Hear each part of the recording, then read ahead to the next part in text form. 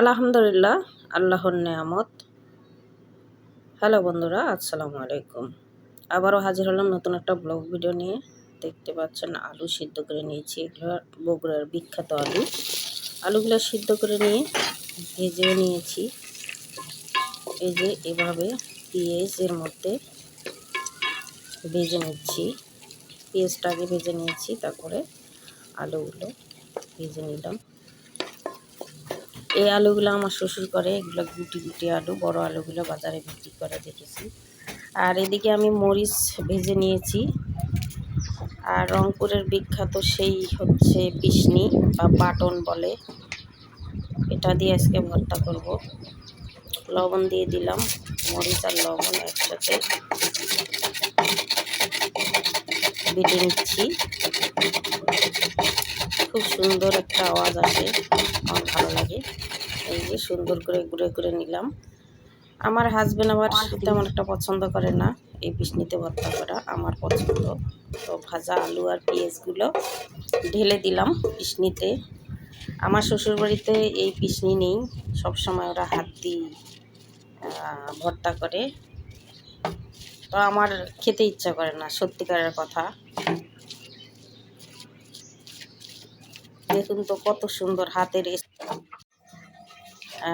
স্পর্শ ছাড়াই হচ্ছে ভর্তা হচ্ছে, কত সুন্দর। আর আলুর ভর্তাগুলো খুব ন্যালকা হয়, আঠালো আঠালো। দেখুন পিছনি থেকে উঠে আসছে। তো ভর্তা প্রায় হয়ে গেছে। এখন দিয়ে দিলাম খাঁটি সরিষার তেল, দিয়ে ভর্তাগুলোতে মিক্স করে নিচ্ছি তেল। এই ভর্তাটা দেখে আমার তো জিভে পানি এসে গেল, কখন খাবো। তো যেদিন আমার ইচ্ছা করে যে আমি ভর্তা খাবো, সেদিন ভর্তার আয়োজন করি, মুখে রুচি আসে। কয়দিন ধরে তো মাছ মাংস খাচ্ছি, আপনারা ভিডিওগুলো দেখেছেন। আজকে একটু ভর্তা ডালের আয়োজন করেছি, তো ভর্তা হয়ে গেল। আর একটা ভর্তা করব, রসুনগুলো না ছেলে ভেজে নিচ্ছি। রসুনগুলো ছেলে এর ঘ্রাণ চলে যায়। তো দিয়ে দিচ্ছি শুকনো মরিচ, রসুন আর শুকনো মরিচ শুকনো খোলায় ভেজে নিচ্ছি।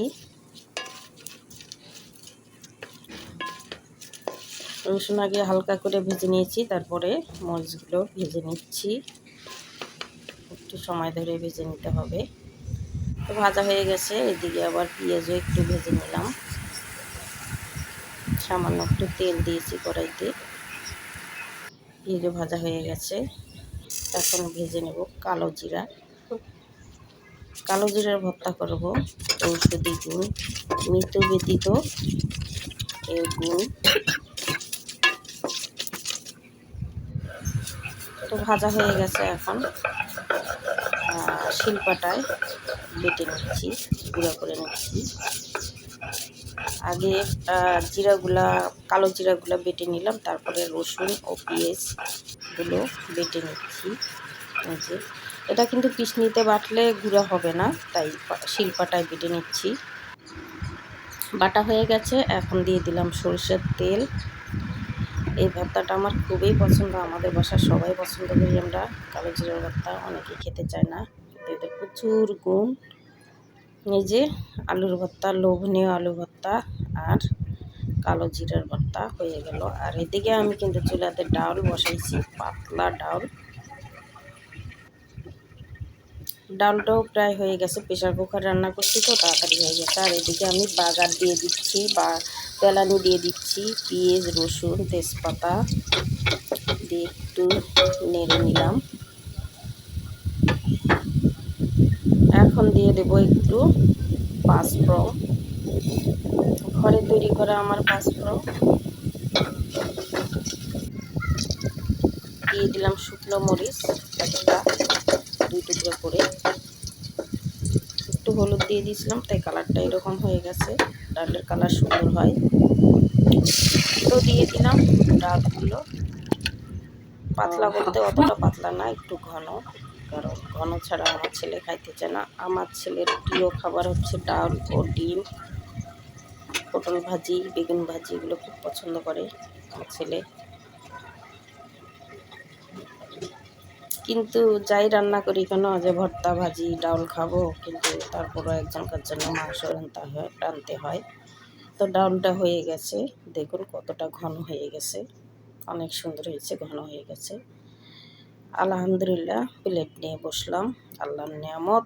এই যে মুরগির মাংস রান্না করা ছিল, আর ভর্তা, তারপরে ডিম ভেজে নিয়েছি। অর্ধেক ডিম নিয়ে বসে পড়লাম, লেবু এক ফেলেই। আলহামদুলিল্লাহ, আলহামদুলিল্লাহ, আল্লাহর নিয়ামত। আল্লাহর কাছে হাজার শুকরিয়া, এখনও খেতে পাচ্ছি, সুস্থ আছি। তো বন্ধুরা, আজ এই পর্যন্ত। ভালো থাকবেন, সুস্থ থাকবেন। আল্লাহ হাফেজ।